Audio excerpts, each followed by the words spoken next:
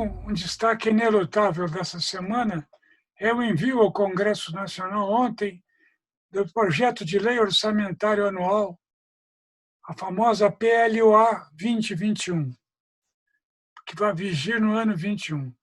Ora, no Brasil, via de regra, o orçamento é meio uma peça de ficção. Depois da apresentação no Executivo, as negociações são tão pesadas que, no fim do ano, a resultante pouco tem a ver com aquilo que foi proposto. Mas, de qualquer forma, chama a atenção, nesse envio, o acréscimo irrisório do salário mínimo, em R$ 24, a função de cobrir a provável Renda Brasil, que viria a substituir o Bolsa Família, não está contemplada no orçamento, no projeto orçamentário. Assim como o pagamento final de aposentados e a própria folha de pagamento do serviço público não está contemplada em sua integridade até o fim do ano. Significa que, pelo terceiro ano consecutivo, o Executivo terá de entrar em conexão com o Congresso para negociar todas essas propostas. A projeção mais otimista, porque mais próxima da austeridade, é uma emissão de títulos de 248 bilhões de reais pelo governo federal. São situações que terão de ser contempladas ao longo do ano, a partir da discussão com o Congresso Nacional, e revelam bem o dilema que o governo enfrenta entre permanecer o teto dos gastos e despesas, investimentos e demais gastos, ou romper o teto para cobrir algumas consignas de natureza social, especialmente no Renda Brasil. Ora, o governo oscila entre as pretensões políticas do próprio presidente, que quer manter o auxílio emergencial, que será nos próximos meses de R$ 300 e não 600, e depois garantir isso num fluxo permanente, contra os interesses do estamento econômico, que diz que isso é da prática furar o teto, e isso é um compromisso que o Brasil não poderia entrar. Ora, não é bem isso nem aquilo. Basta ver o artigo de Armínio Fraga, domingo, na grande imprensa, quando ele disse exatamente o que eu estou dizendo. Não é isso nem aquilo. É impossível não ter tributos novos se não for aumentado o gasto do governo furando o teto. O que ele propõe é uma estratégia morigerada, apoderada para o controle do resultado final. Bom, de qualquer forma, tudo indica que continuaremos na disputa entre os desenvolvimentistas e aqueles que querem manter o teto da despesa tal como votado no governo Temer, que é corrigido simplesmente pela inflação do ano anterior. O segundo destaque é a situação do Rio de Janeiro, envolvendo dois dos seus principais personagens. O governador Witzel, que será julgado, afastado do governo, será julgado pelo STJ amanhã, quarta-feira, e o prefeito Crivella, que instaurou uma guarda pretoriana volante para intermediar as relações entre o público atendido, ou seja, pacientes, e a imprensa nos hospitais municipais do Rio de Janeiro.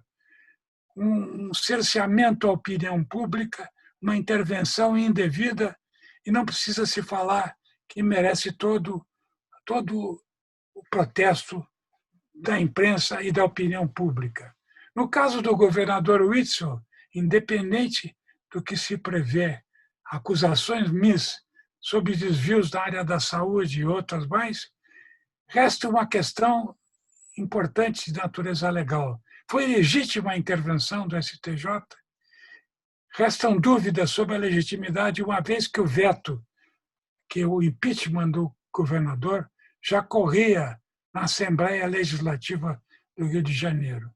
Tudo leva a crer, tanto no caso de Witzel como de Crivella, que está presente o dedo de Jair Bolsonaro, que pretende dominar o Rio de Janeiro por meio da indicação do vice-governador para o exercício final do mandato de Witzel e para a nomeação por esse governador em exercício do procurador-geral do Estado e da Polícia no Rio de Janeiro, de acordo aos interesses de Bolsonaro e sua família. São bastante óbvios esses recursos e são bastante óbvias as interpretações que podemos fazer.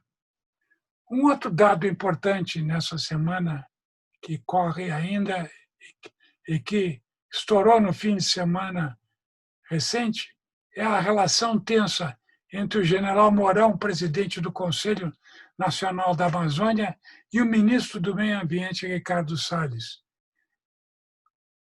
A Amazônia em fogo, Pantanal tendo 40% do avanço das suas queimadas sobre o mês retrasado, e o governo discute acirradamente quem controla os recursos e quem estirou o recurso do Ministério do Meio Ambiente no valor de 66 milhões de reais. O general Mourão diz que o ministro se apressou e cometeu uma gafe. É saber agora se os recursos serão retomados e as operações serão retomadas tanto pelo Ministério como pelo IBAMA, como o CPMI, o Instituto Chico Mendes de Biologia. Um dado importante que significa um regresso quanto a um direito constitucional ao aborto em situação de estupro foi o objeto de uma portaria do Ministério da Saúde obrigando os médicos e as autoridades hospitalares a relatarem à polícia circunstanciadamente a operação geral para propiciar o aborto às pretensas vítimas. Ora, isso é uma intimidação sobre médicos e sobre as vítimas, principalmente.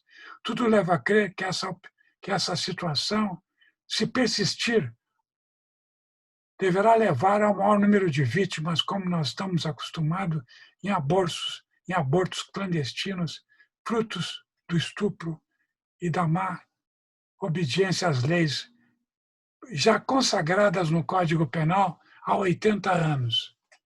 Diga-se de passagem também que essa portaria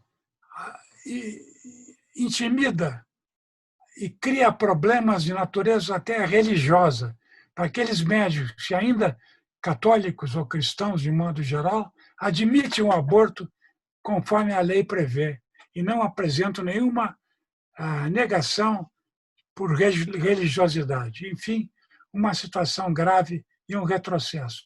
O presidente da Câmara se pronunciou hoje veementemente contra essa portaria e disse que haverá recursos, senão a Câmara Federal irá manifestar-se sobre essa medida, tentando voltar aos trâmites antigos. E, por último, cabe registrar a declaração oficial desde ontem de que nós estamos numa recessão técnica com o recuo do PIB 9,8% sobre o último trimestre. Se isso não é recessão, então não se trata de outra coisa senão uma paralisia das funções econômicas, sendo que o único setor que apresenta superávit é o setor agropecuário. É isso, então.